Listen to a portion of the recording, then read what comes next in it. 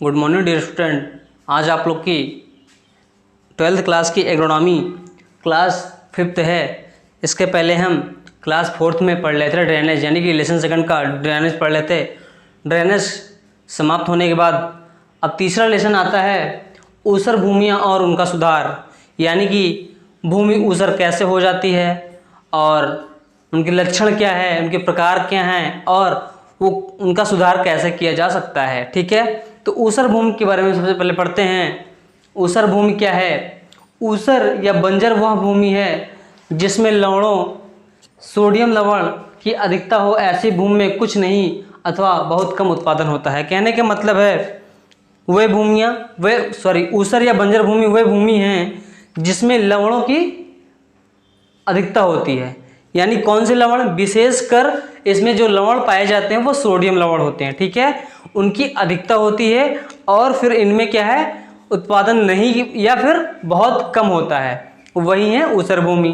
कहने का मतलब है कि ऊसर भूमि में प्रोडक्शन नहीं होता, उत्पादन नहीं होता है, अगर होता भी है तो ना के बराबर है, उसका कोई बहुत मतलब नहीं होता है। ऊसर भूमि में जो है कौन से लवण ज़्यादा पाए जाते हैं, किसकी अधिकता होती है, जिसके कारण भूमि ऊसर हो जाती है, वो है सोडियम लवण। ठीक है, अब आता है नेक्स्ट ऊसर भूमि बनने के कारण, आखिर भूमि जो है ऊसर क्यों बन जाती है। ठीक है, अब देखते हैं। नंबर 1 है जल भराव। अगर बहुत अधिक दिन तक भूमि में या खेत में जल भरा रहेगा तो भूमि ऊसर हो जाएगी। नेक्स्ट है वर्षा कम तापमान का अधिक होना। कहने का मतलब है वर्षा के कारण जो खेत में टेम्परेचर होता है वो कम हो जाता है, तापमान अधिक हो जाता है, सॉरी वर्षा कम तापमान अधिक हो जाता है, यानी कि तापमान कम हो जाता है। ठीक है, नेक्स्ट है भूमिगत जल का ऊंचा होना। जैसे मृदा का जो वाटर लेवल है वो ऊंचा हो जाए। ठीक, एक रीजन ये भी है। नेक्स्ट है गहरी क्षेत्रों में जल रिसाव होना, जहाँ पर नहरें जो है ऊंचे स्थान पर खेतों से ऊंचा है और वहाँ पर रिस कर पानी हमेशा खेतों में भरा ही रहता है, वो भी एक रीजन है। नेक्स्ट है वृक्षों की अंधाधुंध कटाई। ठीक है, उसके बाद आता है लास्ट भूमि को परती छोड़े रहना। अगर हम भूमि को परती छोड़े रहेंगे तो भी हमारी भूमि बंजर या ऊसर बन जाती है। ठीक है, इसीलिए जुताई बुआई या कुछ न कुछ पे करते रहना चाहिए। अब आता है ऊसर भूमि के प्रकार, यानी टाइप्स क्या हैं, कितने प्रकार की मृदा जैसे होता है। पहला है लवणीय मृदा, यानी कि सैलाइन सॉइल, और नेक्स्ट है लवण युक्त क्षारीय मृदा, तीसरा है लवणहीन क्षारीय मृदा। अब हम बात करते हैं सैलाइन मृदा यानी सैलाइन सॉइल, यानी कि लवणीय मृदा के बारे में। क्या है, इस भूमि में विलेय लवणों की अधिकता के कारण अधिकांश फसलों की वृद्धि में बाधा पहुंचती है। फसलों की वृद्धि में बाधा पहुंचती है। ये विलेय लवण भूमि के ऊपरी पृष्ठ पर सफ़ेद पपड़ी के रूप में दिखाई देते हैं। ये लवण अधिकतर कैल्शियम, मैग्नीशियम और सोडियम के क्लोराइड्स तथा सल्फेट होते हैं। इसमें पीएच 8.5 से कम होता है और विनियम सोडा जो है 15% से कम। इसे सफ़ेद ऊसर भी कहा जाता है। ठीक है, कहने का मतलब इसका जो सिम्टम्स है वो पपड़ी, सफ़ेद कलर की जो पपड़ी टाइप के खेत में पड़ा रहता है, इसका ही सिम्टम्स है। इसमें जो है विनियम सोडा जो है 15% से कम और पीएच 8.5 से कम होता है। ठीक है, अब नेक्स्ट आता है लवण युक्त क्षारीय मृदा। अब इसको हम पढ़ लिए। जैसे क्या था, ऊसर भूमि क्या होती है, दोबारा देख लेते हैं। ऊसर या बंजर भूमि, बंजर वह भूमि है जिसमें लवणों की मात्रा अधिकता हो जाती है, और कौन से लवण? वो सोडियम लवण है। अब ऐसी भूमि में कुछ नहीं अथवा बहुत कम उत्पादन होता है, बिल्कुल। अब नेक्स्ट आता है बनने के कारण क्या है, जल भराव, वर्षा कम तापमान का अधिक होना, भूमिगत जल का ऊंचा होना, गहरी क्षेत्रों में जल रिसाव होना, वृक्षों की अंधाधुंध कटाई, नेक्स्ट है भूमि को परती छोड़े रहना। ये तो हो गए कॉजेज यानी कारण। अब नेक्स्ट आता है ऊसर भूमि के प्रकार। तो मैंने बताया 3 प्रकार के हैं, एक लवणीय मृदा, लवणयुक्त क्षारीय मृदा, लवणहीन क्षारीय मृदा। तो हम उसमें पढ़ चुके हैं लवणीय मृदा पढ़ चुके हैं, जिसमें इसका क्या है कि खेत में जो सफ़ेद कलर की ऊपर पपड़ी टाइप पड़ी रहती है वही है इसका सिम्टम्स। और इसमें जो है pH 8.5 से कम होता है और विनिमय सोडा जो है 15% से कम होता है। ठीक है, अब नेक्स्ट आता है लवणयुक्त क्षारीय मृदा। देखते हैं क्या है। अब देखिए नेक्स्ट आता है लवणयुक्त क्षारीय मृदा। इसके पहले हम पढ़ रहे थे सैलाइन सॉइल, उसको हम पढ़ चुके हैं। उसमें क्या होता है, विनिमय सोडा जो है 15% से कम और pH 8.5 से कम होता है। और इसमें क्या है लवणयुक्त क्षारीय मृदा में, इस मृदा में विलीय लवणों एवं विनिमय सोडियम दोनों की अधिकता होती है।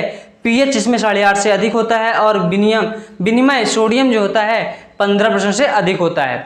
ठीक, अब लवणहीन क्षारीय मृदा क्या होती है तीसरा। इसमें क्या है, इस मृदा में विनिमय सोडियम की अधिकता होती है, सोडियम कार्बोनेट लवण की प्रधानता होती है, विनिमय सोडा 15% से अधिक और pH जो है 8.5 से 10 तक होती है। इसमें जो है इसका प्रमुख लक्षण क्या है, इसमें जो भूमि की परत है वो कंकड़ पत्थर युक्त हो जाती है। ठीक, जैसे क्या लिखा है, इस मृदा में विनिमय सोडियम की अधिकता होती है, सोडियम कार्बोनेट लवण की प्रधानता होती है, विनिमय सोडा या सोडियम है ये सोडियम होगा, सोडियम 15% से अधिक तथा pH 8.5 से 10 तक होता है। प्रमुख लक्षण भूमि में नीचे कंकड़ की परत का होना है, यानी कि इसमें जो भूमि की परत होती है कंकड़ पत्थर युक्त हो जाती है। अब आता है ऊसर सुधार। अब ऊसर सुधार कैसे करेंगे, अब देखते हैं। ऊसर सुधार के 13 कदम हैं। जैसे गवर्नमेंट ने 13 कदम अपनाए हैं। जैसे क्या है, पहला है मेड़बंदी, मेड़ को मजबूत कर लें, होनी भी चाहिए। स्क्रैपिंग, तीसरा है प्लॉटिंग, चौथा है संपर्क नाली का निर्माण, पांचवा है समतलीकरण, नेक्स्ट है खेत नाली का निर्माण, सातवां है मुख्य नाली का निर्माण, आठवां है बोरिंग, नौवां है नलकूप की व्यवस्था, 10वां है सिंचाई नाली का निर्माण, 11 है खेत की धुलाई, 12 है जिप्सम मिलाना, 13 है लास्ट लीचिंग।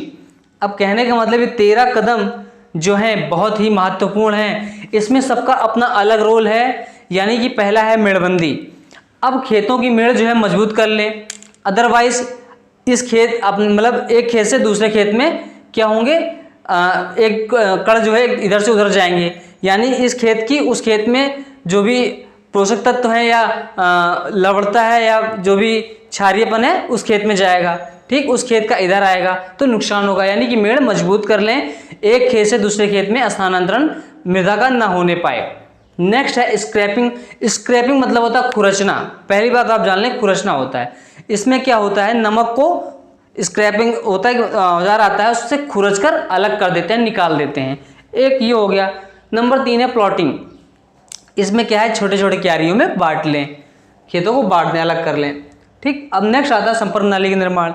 अब जल निकास के लिए क्या होगा, नाली का निर्माण चाहिए। यहाँ पे नाली है, समतलीकरण जैसे है। समतलीकरण से क्या है, अगर हम खेत को समतल कर देंगे, खुरच कर एकदम बराबर कर देंगे, उससे हमारी फसल और क्या है, खेत दोनों के लिए लाभदायक है। अब नेक्स्ट आता है खेत नाली का निर्माण। खेत में नाली का होना चाहिए। मुख्य नाली का निर्माण।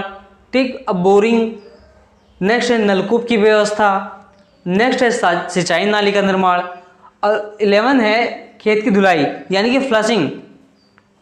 फ्लशिंग क्या होता है कि इसमें जो है मिट्टी के भीतर और अधिक नमक निकालने की क्रिया को फ्लशिंग कहते हैं। कहने की मतलब है कि स्क्रैपिंग द्वारा जो मिट्टी से नमक को निकाला गया था उसके बाद भी बचा रहता है, उसको भी निकालने के लिए, जैसे खुरच कर हम पूरी नमक को नहीं निकाल पाए, अब क्या करेंगे, कैसे निकालेंगे, वो फ्लशिंग से होगा। यानी कि मिट्टी के भीतर और अधिक नमक निकालने की क्रिया को फ्लशिंग कहते हैं। खेत में 15 सेंटीमीटर ऊंचाई तक पानी भरकर 48 घंटे बाद पानी को खेत से बाहर निकाल देना चाहिए। कहने का मतलब ये है कि खेत में 15 सेंटीमीटर ऊंचाई तक पानी को भर देते हैं, उसके बाद 48 घंटे बाद या 3 से 4 दिन बाद खेत से पानी को बाहर कर देंगे। ठीक, जिससे नमक खेत से बाहर निकल जाएगा। नेक्स्ट है जिप्सम मिलाना। जिप्सम मिलाना आप सभी लोग जानते होंगे। ठीक, एक बोरी आती है जिप्सम की 25 किलो की, आपको पता है वो। नेक्स्ट आता है लीचिंग। लीचिंग क्या है, लीचिंग पहली बात तो जिप्सम डालने के बाद, सबसे बड़ी बात है लीचिंग जो है सबसे लास्ट कदम है ये। सबसे आखिरी कदम स्टेप लीचिंग है, यानी कि जब आखिरी है तो उसके पहले जिप्सम है, तो जिप्सम मिलाने के बाद ही करेंगे ये काम। ठीक, अब है ऊसर सुधार का आखिरी कदम है, जैसे मैंने बताया लीचिंग ऊसर सुधार का आखिरी कदम है। क्यारियों यानी खेतों में जिप्सम मिलाने के बाद 10 से 15 सेंटीमीटर पानी भर दें। कितना पानी? 10 से 15 सेंटीमीटर पानी, जैसे कि फ्लशिंग में भी वही सीन था। अब क्या है, 3 से 10 दिनों तक लीचिंग क्रिया हेतु छोड़ दें। कहने का मतलब है कि अब इस पानी को जो 15 सेंटीमीटर तक भरे हैं, आप 3 से 10 दिन तक या 12 दिन तक पानी को खेत में लीचिंग क्रिया के हेतु छोड़ देना चाहिए। उसके बाद इस पानी को निकाल कर बाहर कर देना चाहिए। ठीक, ये है ऊसर सुधार के स्टेप। अब हमारा जो है ऊसर सुधार क्या है, ऊसर सुधार के टाइप और कारण क्या है। अब ऊसर सुधारने के निम्नलिखित जो है ऊसर सुधारने के 13 कदम जो है मैंने सारे पढ़ लिए। अब यहाँ पे हमारा ऊसर सुधार वाला यानी कि लेसन ये समाप्त होता है। अब इसके बाद अगली क्लास में नेक्स्ट डे नेक्स्ट सेशन में नेक्स्ट क्लास के साथ मिलेंगे। आज के दिन सिर्फ इतना ही। Thank you class.